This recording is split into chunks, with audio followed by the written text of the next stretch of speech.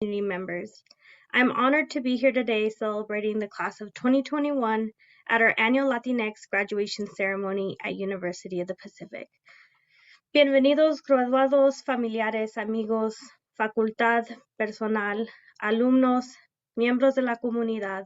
Es un honor estar aquí hoy celebrando la clase de 2021.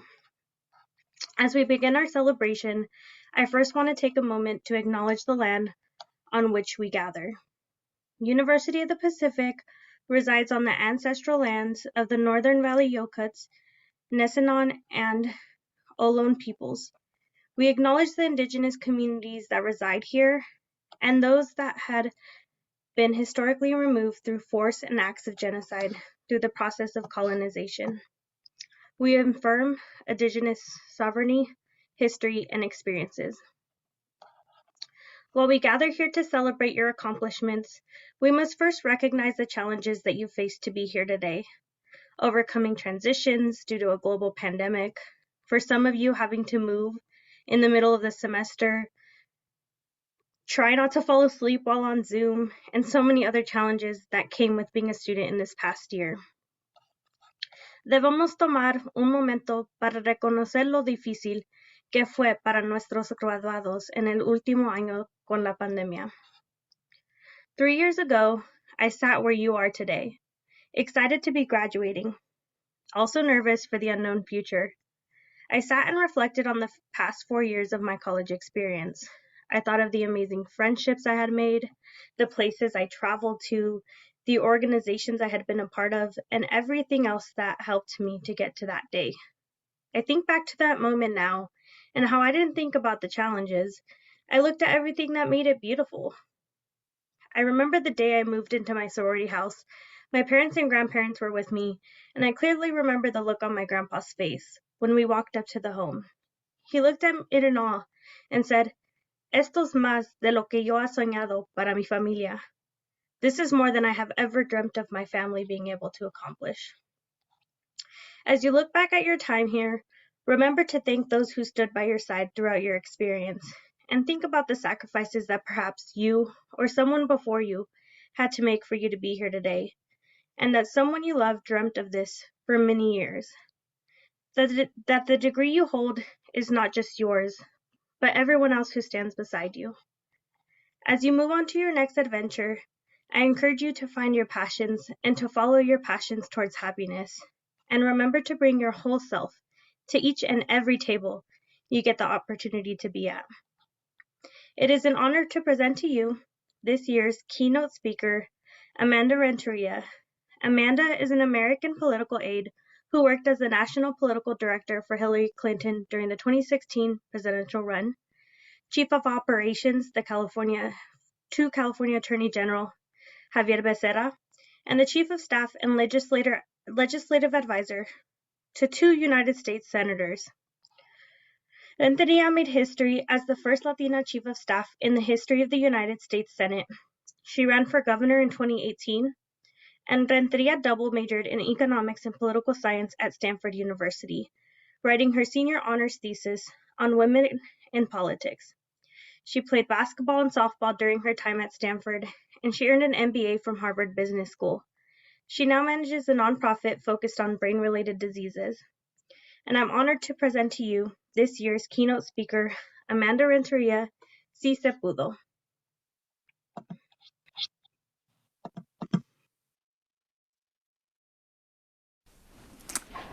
Hello, it's great to be with you today.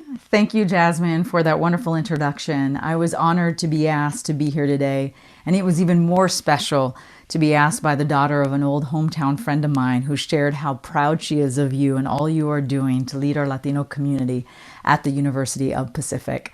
So, Jasmine, thank you for your leadership, and like my friend Lolita, I too am proud of you.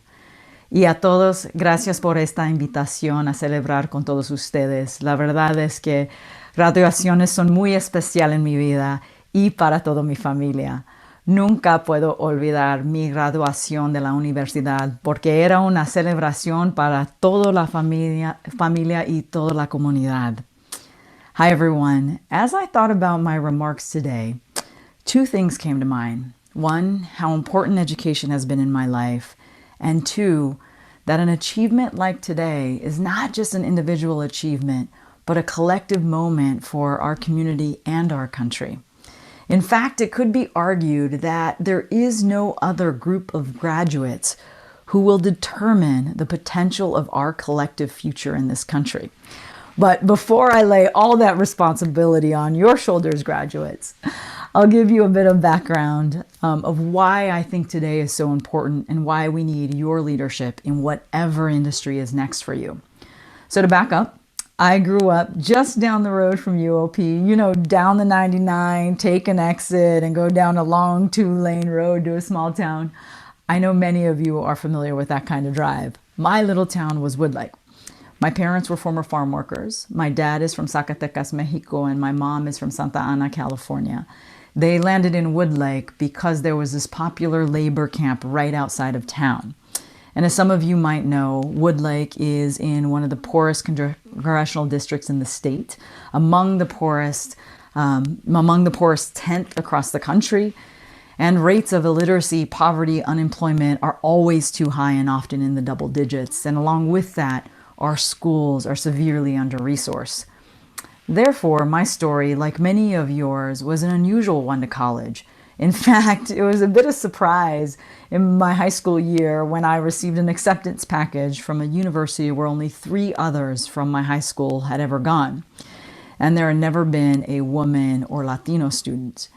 And while I was excited about this opportunity and going away to college, I really didn't know if I could do it academically, financially. My family didn't do that going away to college thing. In fact, my dad was a pretty conservative Mexican father with 3 daughters who had to talk to our prom dates at least 2 hours before letting us go to prom. So you can imagine what going away to college felt like for my family. So to decide on whether I would go away or not, I leaned on my academic community. I asked my coaches, teachers, counselors, and I began to listen to their concern. Everyone was certainly well-meaning, but I could hear the subtle message that maybe I shouldn't go. Maybe the challenge would be too much for someone like me. And although I was a confident kid, the consistent message started settling in until my economics teacher pulled me aside and said, "Listen, I know you're hearing all kinds of things about what you should or shouldn't do, but I'm here to tell you that it's not about you. It's about your community, and that someone like them can succeed at a place like that. You have to go." When you hear the right words, even at 17, they ring a little different. And like many of you, I knew I had to take that scary leap to college. And there's no doubt it was scary and hard. I certainly learned that when I sat in my first calculus class and looked up at the board and I knew Spanish and English, but I didn't know that. And so I walked up to my professor and I said, "Listen, I think I'm in the wrong class. Can you tell me where your entry-level class is?" And he looked a little curious at me and he said, "This is our entry-level class." And then walked me over to the teacher's assistant who gave me a stack of books to read before, after, and in the middle of class in order to catch up. And I remember going from the lecture hall to my dorm room and having that sinking feeling of not knowing how I was going to make it through. I couldn't call my parents. I was too embarrassed to tell my roommate that the book in my backpack wasn't for the class, but just to be prepared to be in the class. And as I kept walking, I thought about my economics teacher, and he was right. It wasn't just me holding that backpack. It was the entire community holding that backpack. And I admit, over the course of the first year, we had a lot of extra books. But in the end, I figured it out. We figured it out. I double majored in political science and economics, performed for the Ballet Folklorico dancing group, walked on to 2 Division I athletic teams, earned an athletic scholarship, and I did graduate with honors. For me, that journey, though, to graduation was everything. It shaped every single job and achievement thereafter, from Stanford University to Harvard Business School, to working in Congress, becoming the first Latina chief of staff in the history of the U.S. Senate, to being the national political director in a presidential campaign, the chief of operations for Attorney General Becerra, now United States Secretary Becerra, and today leading Code for America as the CEO. All of that was only possible because I endured that long walk with that weight of the backpack, and I discovered what I was capable of. Through the extra books, I learned if I worked hard enough, I could catch up. Through the doubts that others had of me because I wasn't like them, I learned that who I am is my superpower, even if they don't know it yet. But the one that sticks out the most is a letter my abuela wrote to me my junior year in college. In it, she says, "Mis sueños son tus sueños y tus sueños son mis sueños." My dreams are your dreams, and your dreams are my dreams. This letter, for me, captures the most important part of that journey. We are strong because we have abuelas y abuelos, mamas y papas, tíos and tías, familia and all those who are like familia, friends and la comunidad that has helped us carry that backpack when it was heavy, has shaped our shoulders and our minds to be strong and steady, and has kept us grateful because we knew we weren't alone. We were walking with the strength of all those who paved the way long before it was even possible for us to walk it. And so, for all of you who helped graduates get here today, this is your day too. And these graduates will need you even more as they shake up the world. So now, on to that point, to our graduates today. Here we are, 2021, still making our way through a pandemic, health, economic, and social challenges. And no one needs to tell us as a Latino community just how much our community has been hurt over the last several years. But here you are, graduated and equipped with the tools for impact and change. And it is you, each and every one of you, that will be needed for us as a community and as a society to get to a better place. Let me put it this way. I started my journey without ever knowing anyone who had walked the paths I aspired to. Most of the time, I was the only person of color or the only woman, and many times the only of both in the room. But things are changing. We have a lot more voices coming to the table today. That means there's nothing for you to prove. You got this. And whatever industry you enter, whatever job or next step is ahead, we need you to write a new way forward for our community and for our country.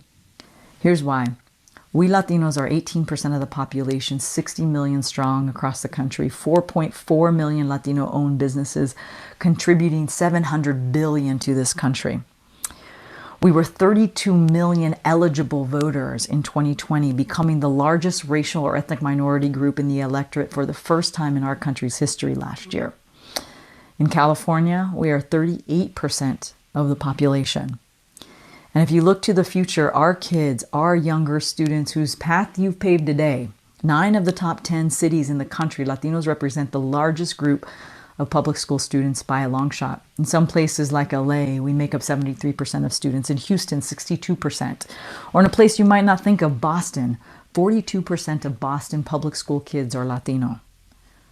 We are strong, and yet our voice is not reflective of that power. Some might say, well, in the context of everything going on in the world, it's really difficult to see where we fit in. But this is the moment to not lose focus on the voice and power you bring. It's in times of chaos and controversy where our collective power can make the biggest difference. So as I think about today and this moment in history, Latinos can be right at the center of it. You have power to change the future in a way Latinos never had before us. The growing number of leaders, the diversity of our stories and backgrounds, the recognition of our talents, and the rising influence of our community.